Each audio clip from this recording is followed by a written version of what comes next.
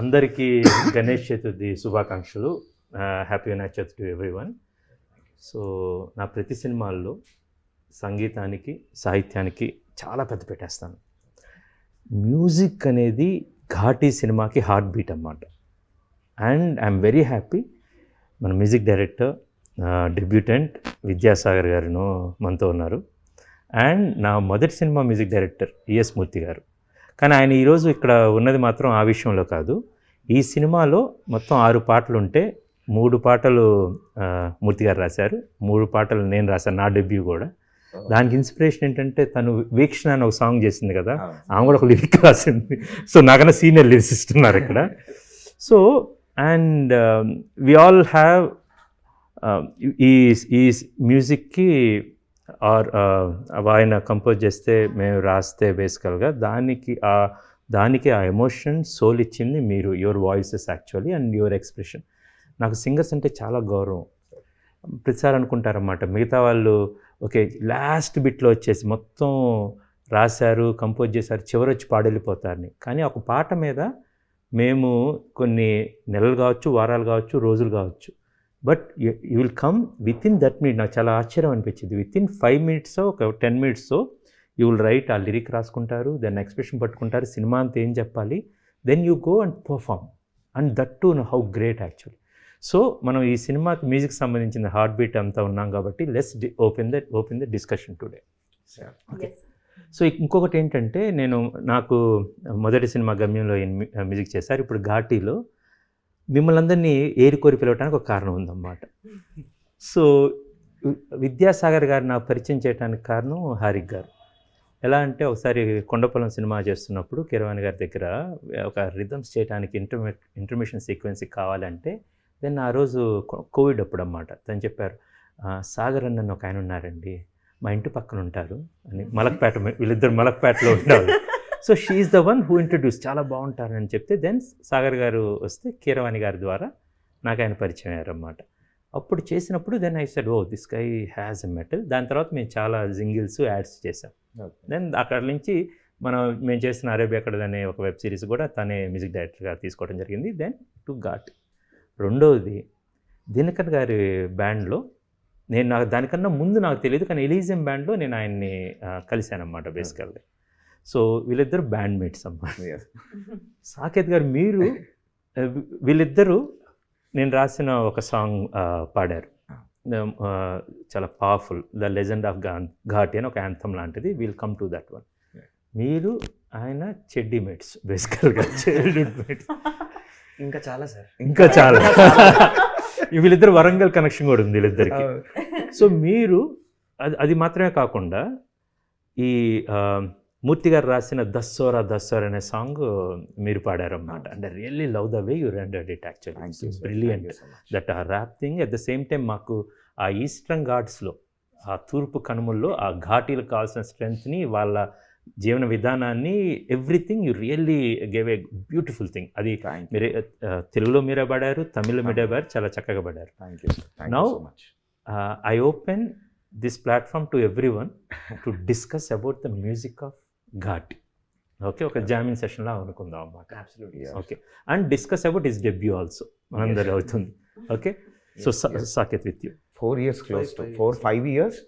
We have done n number of projects together కూడా. So nice. ఘాటీలో he called you and debut అనుకుని మీది ఈ సాంగ్ దస్సోరా గురించి పాడమన్నారు అన్నమాట. ఆ ఎక్స్పీరియన్స్ పాడంగా పంపించిన ట్యూన్ నచ్చిందా, లేకపోతే మీరేం చేశారు, వాట్ ఈస్ ద ఈ సాంగ్ వెనక ఏం జరిగిందో చెప్పండి. కలిసినప్పుడల్లా ఎలా అవుతుందిరా మూవీ, 2 గుడ్ రా, బాగుంది, ఎక్స్పీరియన్స్ బాగుంది, అది ఇది ఎవ్రీథింగ్ హీ వాజ్ షేరింగ్.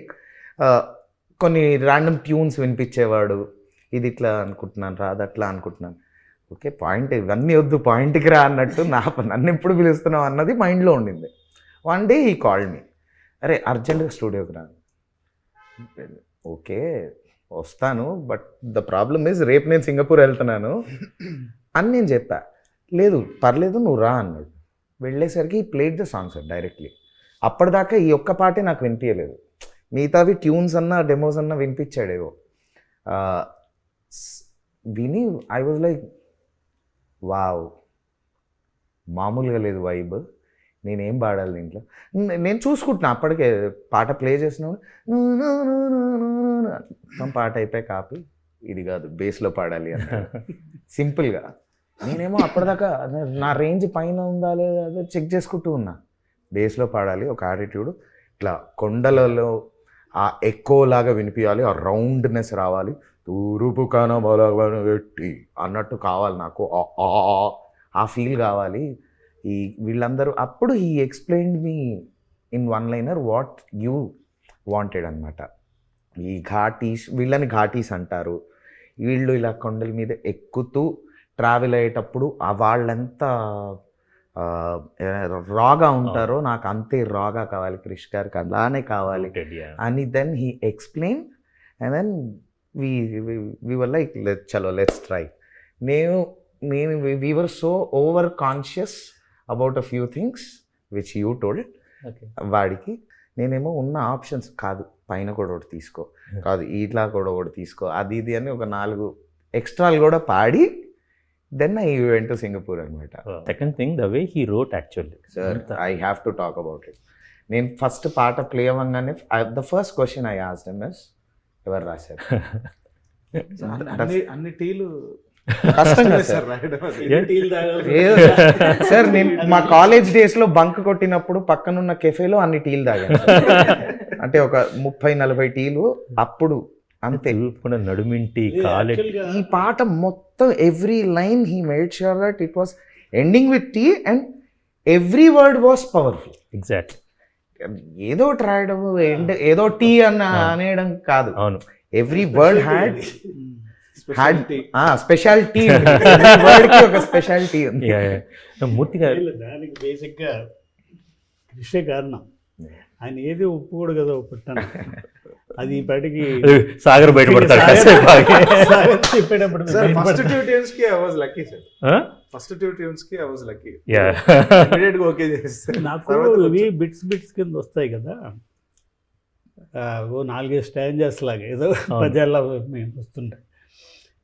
సరే పెద్ద ఏముందిలే రాసేయచ్చు అనుకుంటే it was not an easy task.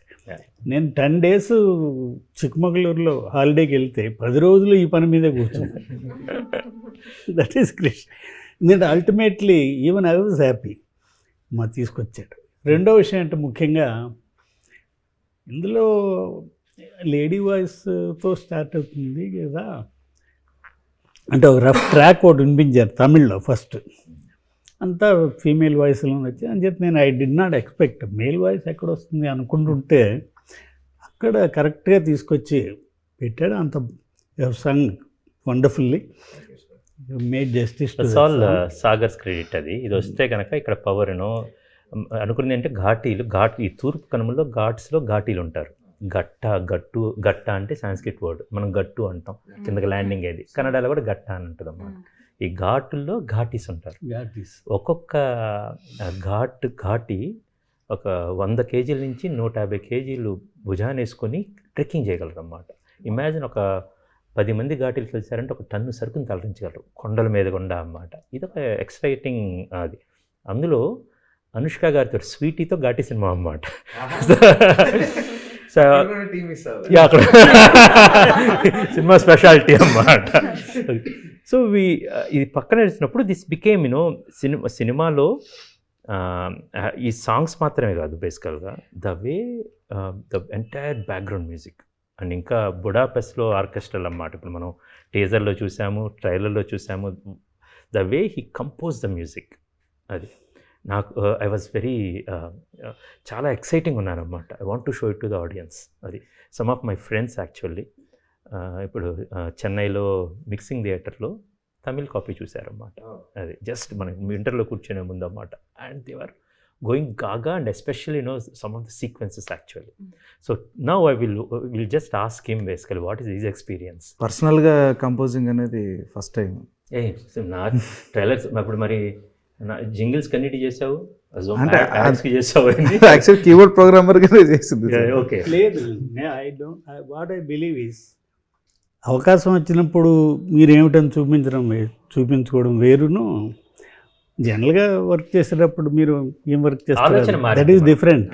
నేను ఒక అసోసియేట్ డైరెక్టర్గా పనిచేస్తున్నా, వేరే వాళ్ళకుంటే ఒకలాగా ఆలోచన ఉంటుంది. మనం తీసినప్పుడు ఏంటి Exactly, అనేది ఆ then, థింకింగ్ yeah. వేరేగా ఉంటుంది. Yeah. నేను అసలు ఫస్ట్ ఈ పాట ట్యూన్ పంపించారు, ఆ తమిళ్లో వచ్చింది కదా, సో అది చూసి క్లీన్ బౌల్డ్. ఈ పాట తమాషాగా అంటే it's a very peculiar tune.